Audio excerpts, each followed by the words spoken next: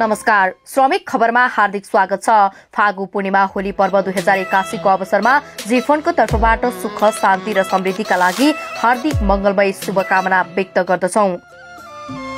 Nepal trade union महासंघ जीफोन आबद्ध चिया कफी श्रमिक युनियन नेपालको फागुन 27 गते सम्पन्न प्रथम राष्ट्रिय अधिवेशनले सन्त कुमार राईको अध्यक्षतामा 13 सदस्यीय कमिटी निर्वाचित गरेको छ। जीफोन अध्यक्ष विनोद श्रेष्ठले उद्घाटन गर्नुभएको अधिवेशनको बन्द सत्र जीफोन महासचिव लक्ष्मण शर्माको अध्यक्षतामा सम्पन्न भएको थियो।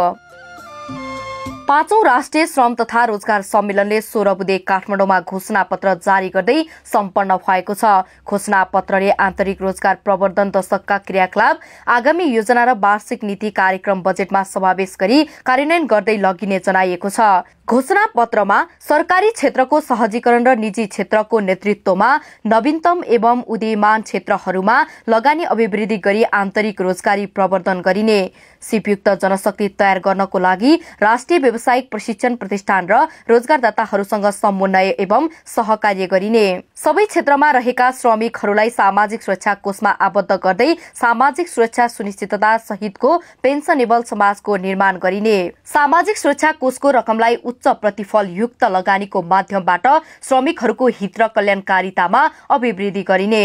सम्मेलनले स्थानीय रोजगार सेवा केन्द्रहरूको सुदृढीकरण र प्रविधिको प्रयोग गरी रोजगारदाता र श्रमिकका लागि दिगो साझा सूचना केन्द्रको रूपमा विकास गरिने, श्रम आप्रवासनको व्यवस्थापन तथा पूर्ण एकीकरणका लागि श्रमिकबाट उद्यमी बनाउन विशेष वित्तीय व्यवस्थापन परिचालन गरी राष्ट्रिय कार्यक्रम सञ्चालन गरिने, वैदेशिक रोजगारीबाट फर्किएका कामदारको सिप, पुँजी र अनुभवलाई प्रमाणीकरण गरी उत्पादनशील कार्यमा उपयोग र उद्यमशीलताको थप विस्तार गर्ने र प्रभावकारी श्रम कूटनीति मार्फत वैदेशिक रोजगारीलाई व्यवस्थित, सुरक्षित र मर्यादित बनाउँदै बाध्यात्मक अवस्थाको अन्त्य गर्न नीतिगत तथा कानूनी सुधार गरिने उल्लेख गरेको छ।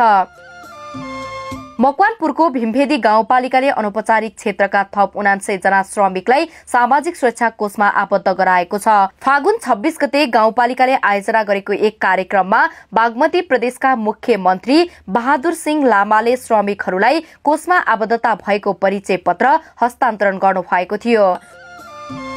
श्रमिकद्वारा श्रमिकका लागि तयार पारिएको श्रमिक खबर हेरिदिनु र सुनिदिनु भएकोमा धन्यवाद।